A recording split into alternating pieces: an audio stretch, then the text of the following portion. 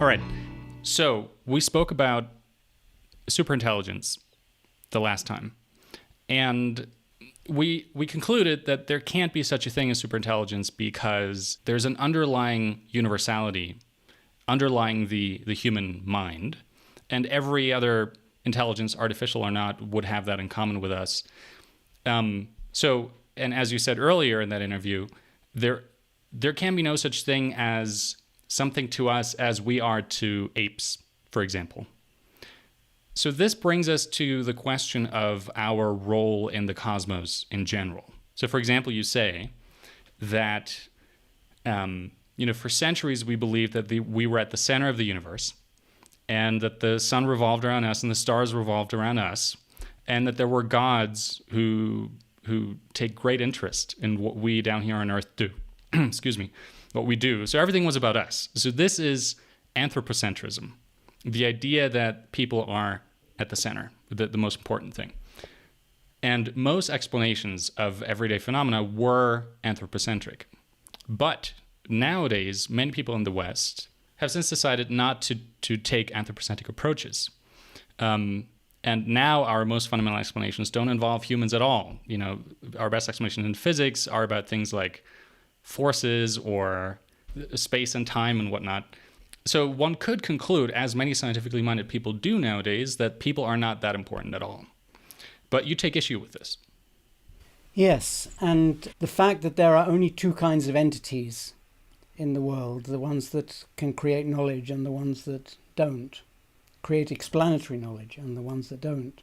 The connection between those two things is via the laws of physics, via the universality of the laws of physics. The universality that links us with all possible AGIs, extraterrestrial intelligences and so on. The universality that connects us with them is precisely the universality of the laws of physics. So it's an interesting fact that we got to the concept of universal laws of physics by more and more distancing ourselves from anthropocentrism.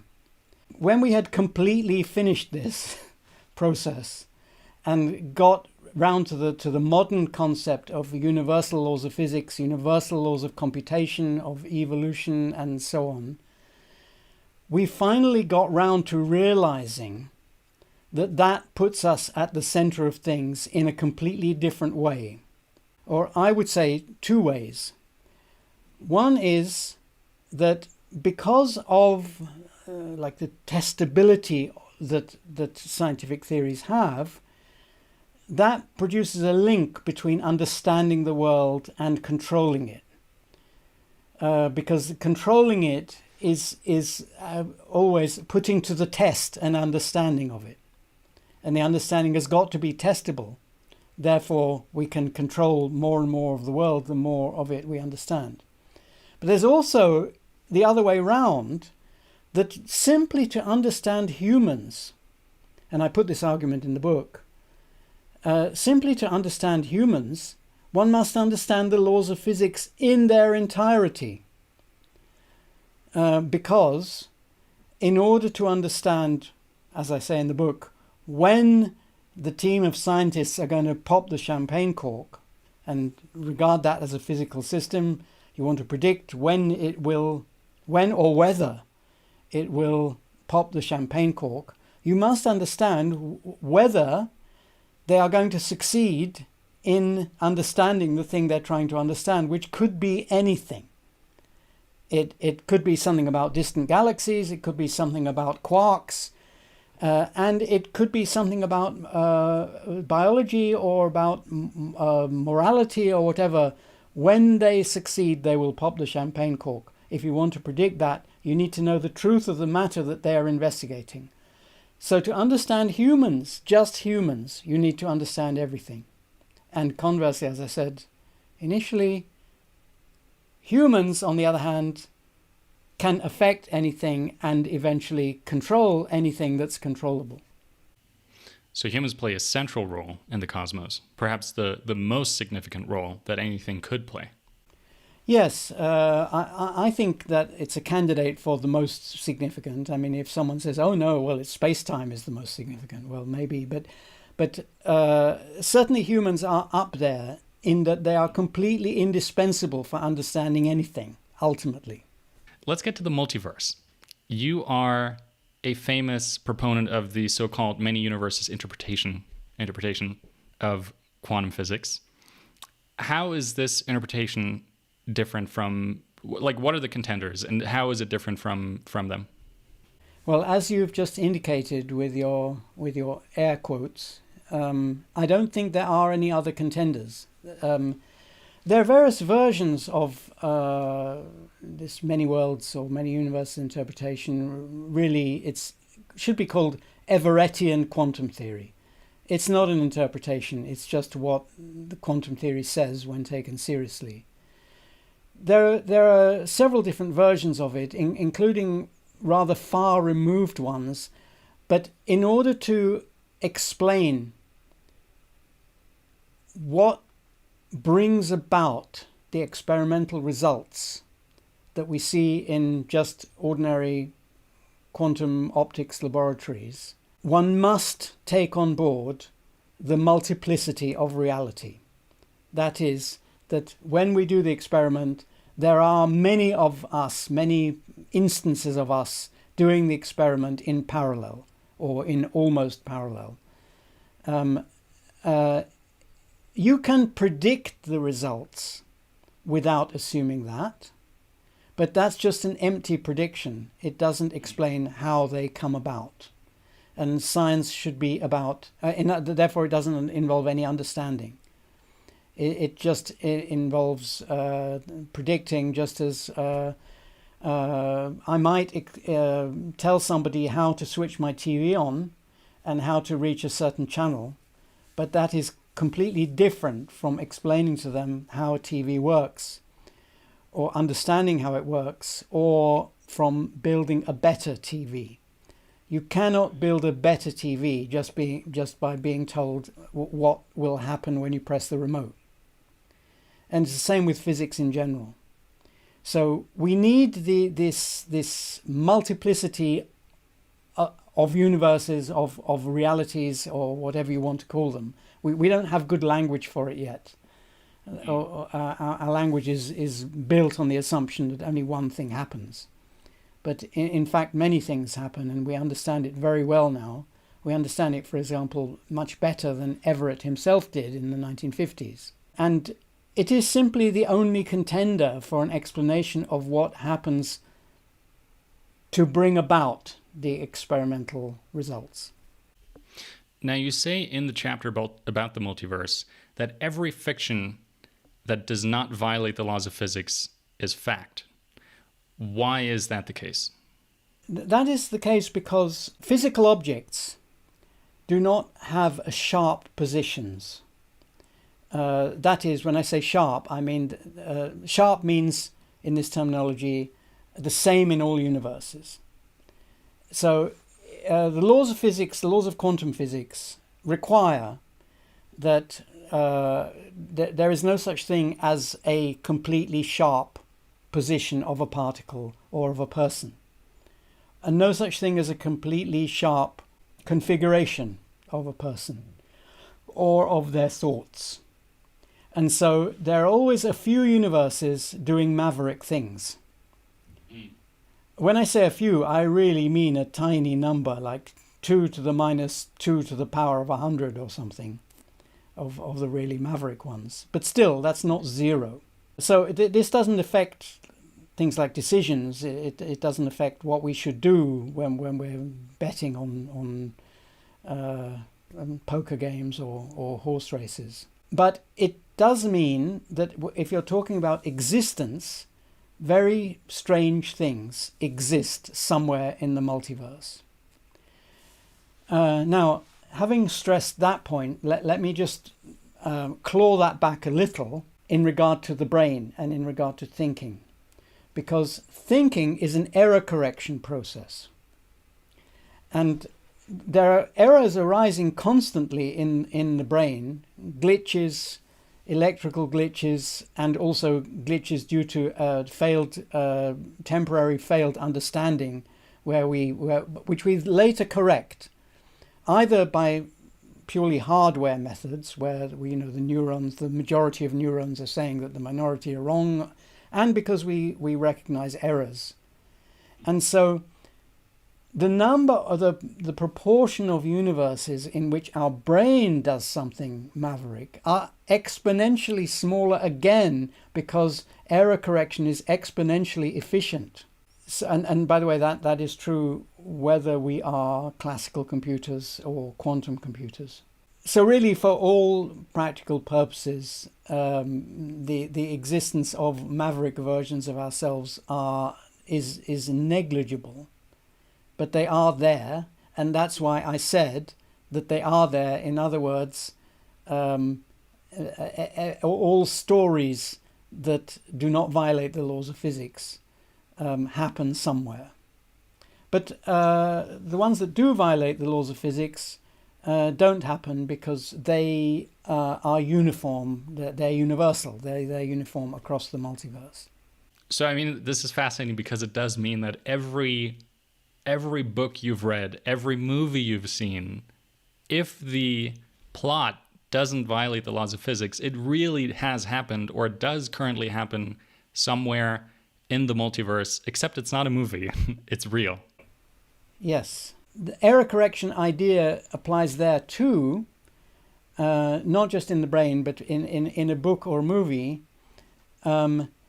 If the book, let's say, is about someone doing magic like Harry Potter or something, then although it can't happen that real magic occurs in these maverick universes, by the way, the term maverick universes I think was invented by Bryce DeWitt, my former boss in University of Texas. It just seems to have happened because something isn't really levitating, it's just that the atoms in the room happen to strike the apparently levitating object in just the right ways to keep it levitating. Thing is, those universes aren't really universes, because the very next thing that will happen in the vast majority of those is that the levitated object will fall to the ground. Right. And that is because the apparent explanation of what was holding it up, namely magic, isn't true. What was holding it up was just accident. If you think that something deserves to be called a universe, or a universe in which a particular story happens, if you think that only deserves to be called that if the explanations in the story are true in that universe, then these Harry Potter type universes aren't universes at all. They are just wannabe universes. They're just bits of the multiverse. We know anyway that there are many bits of the multiverse that aren't universes.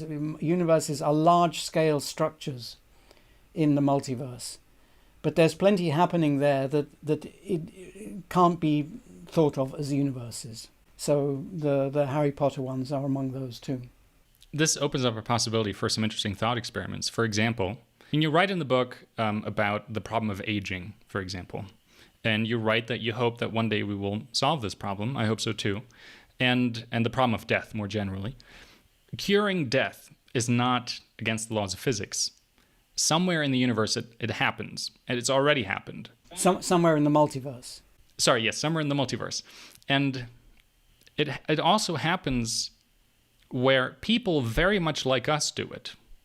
And couldn't we conclude that we don't really need to worry about death even right now, even though we haven't solved death yet? Because you could imagine another universe where it's exactly the same you, with all the same memories, all the same contents of your mind. And that universe and our universe are exactly the same up until the point where people cure death. So you do get to survive. It's just in a different universe.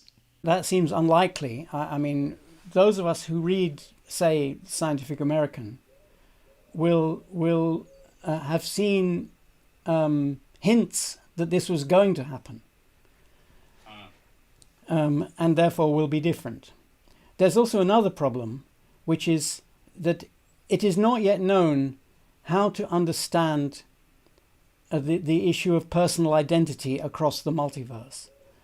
Should somebody who accidentally turns out to have my exact state of mind be regarded as just another instance of me, just like the ones that have a common origin with me, that they are the same for a reason.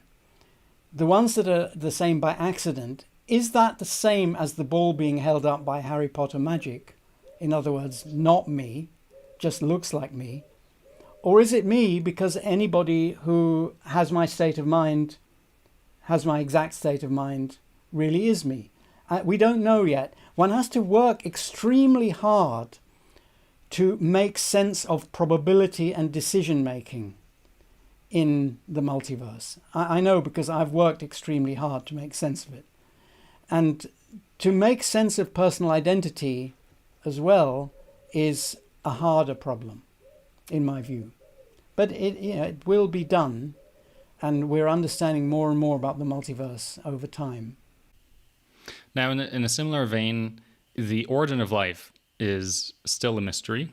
There are some good explanations. You cite one, the RNA world hypothesis, in your book, but it's still a mystery as to why is it that life arose when it did, and what were the conditions that led to that.